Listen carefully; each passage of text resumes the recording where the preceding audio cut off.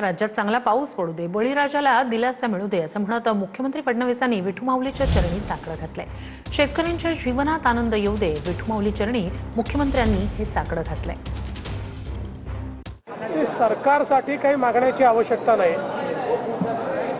मला असं वाटतं की पांडुरंगांना आपल्या मनातलं कळतं, पण एक गोष्ट मात्र इथे आल्यानंतर मी सातत्याने मागत असतो, कारण ही जी आषाढीची पूजा आहे ही खरीपाच्या हंगामात होत असते आणि खरीपाचा हंगाम चांगला झाला तर राज्यात शेतकरी सुखी होतात आणि राज्यही सुखी होतं।